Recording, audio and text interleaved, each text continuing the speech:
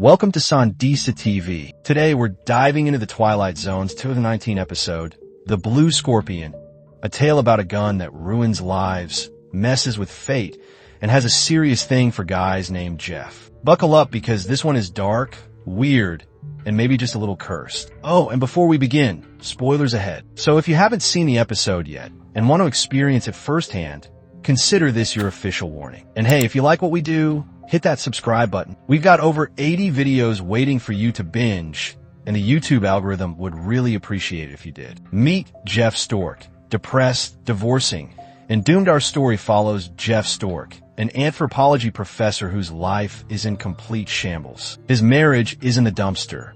His wife is divorcing him and isn't interested in counseling. That alone would be enough to make anyone miserable. But things somehow get worse. Jeff heads to his dad's house and finds out that his father, for reasons unknown, has just committed suicide. That's already tragic, but things get extra strange when Jeff discovers an old revolver, an elegant but eerie weapon known as the Blue Scorpion. But the most unsettling part? There's a bullet inside with his name on it. Literally. It says Jeff, because that's not creepy at all. A gun with a mind of its own now.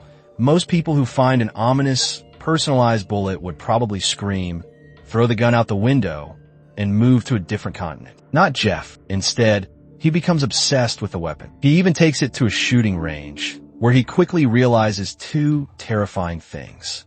One, the gun refuses to fire when aimed at himself. No matter what he does, it just won't go off, almost as if it wants to kill someone else. Two, this gun is absurdly accurate when aimed at anyone else. The kind of accuracy that would make professional marksmen jealous. At his father's funeral, Jeff's grief turns into frustration. Why would his dad do this? Why did he leave behind this cursed gun? And most importantly, why does the Blue Scorpion seem to have a will of its own? Meanwhile, Jeff's wife is moving on with another Jeff because life isn't messy enough.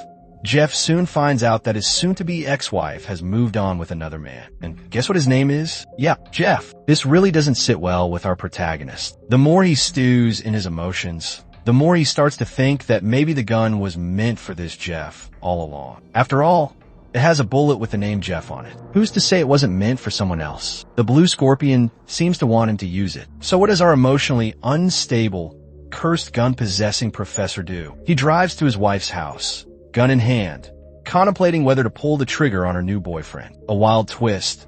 The real target revealed just when you think Jeff is about to do something truly awful. Fate, or perhaps the Blue Scorpion itself, intervenes. While sitting in his car outside his wife's house, he gets attacked by a random stranger, a burglar, a violent criminal who has been breaking into houses in the area. Jeff, in a panic, shoots the attacker, and wouldn't you know it, the guy's name is also Jeff. Because of course it is. The police arrive and treat him like a hero. He didn't commit murder. He stopped a dangerous criminal. The Blue Scorpion seemingly guided him toward the right target all along. But was it fate? Was it supernatural? Or was Jeff just spiraling into madness? The gun's cursed lives on feeling like the gun has finally served its purpose. Jeff decides it's time to let it go. He tosses the Blue Scorpion into a lake, hoping to leave the past behind him. But here's the kicker. The next scene shows two kids playing by the lake, and one of them picks up the gun. He checks the chamber, and guess what? The bullet that once read Jeff now has a new name on it, Kyle. And just like that, the cycle begins again. Final thoughts. So what do we learn today? If you find a gun with a bullet that has your name on it, don't keep it. Run. If your wife leaves you for another man, just let it go. Don't stalk her with a cursed gun. Guns that refuse to fire on their owners, but shoot perfectly at others? Yeah, those are best left alone. The Twilight Zone is still great at making you question everything you thought you knew about fate, free will, and supernatural murder weapons. What do you think? Was Jeff doomed from the start? Was the Blue Scorpion actually supernatural?